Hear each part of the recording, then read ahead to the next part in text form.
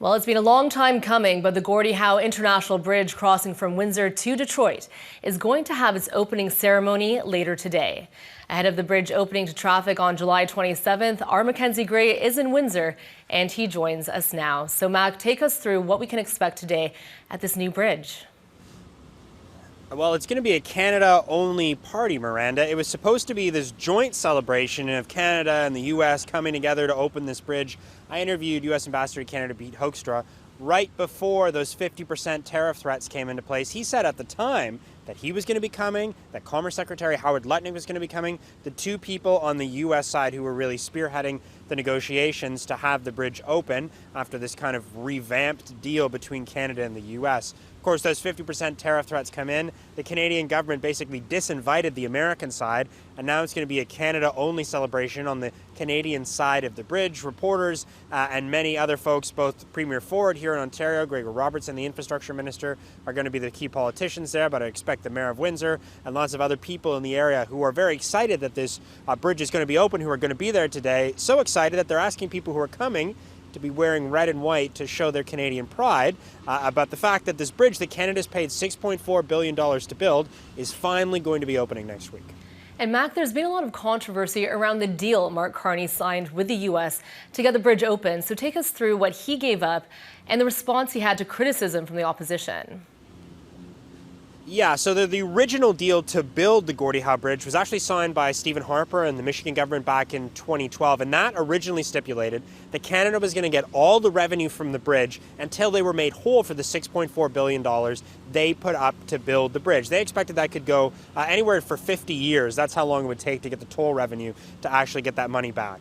We'd interviewed Pete Hoekstra, and he'd said, look, the Americans wanted two things to get the bridge open after an original ribbon-cutting ceremony was kind of postponed and canceled at the behest of the Americans because they wanted to revamp the deal. They wanted more money sooner, and they wanted more governance control over the bridge. And really, that's what Mark Carney gave them in this situation. So for the first 15 years of the bridge being open, Canada is going to split the revenue after paying for maintenance costs 50-50 with the Americans, and the Americans are going to have control over tolls. So if tolls go up by more than 10%, the Americans have a veto on that, and they can't drop below regional comparable averages. That's really important because the nearby Ambassador Bridge was just a couple kilometers away from the Gordie Howe Bridge.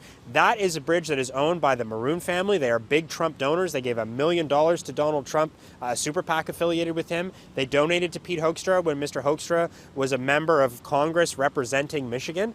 So they have deep ties to the Republican Party. So that's an important concession that the Canadian government gave up in that situation.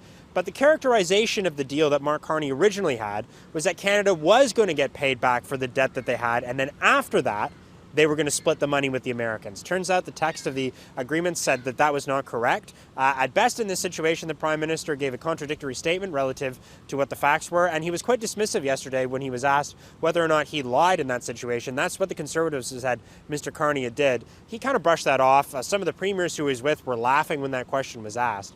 He said that he could have explained the situation better, saying that he was actually referring to the original deal, the 2012 deal, that still technically is in place, but in this situation is kind of superseded by this new financial agreement. The questions that both Global News asked and CTV asked in this situation were not about the original deal. They were about the new deal that he signed. So still think there's some questions for the Prime Minister about his characterization of this, which turned out in two situations to not actually be what the text of the deal outlines. All right, so let's talk about residents now, Mac. With the bridge opening to traffic on Monday, what's the reasoning you're hearing from folks in Windsor about why the bridge is just so important for the local economy? It's mainly a lot to do with logistics.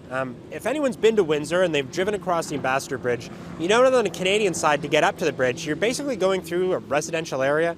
There's as many as 17 different stoplights that trucks need to go through.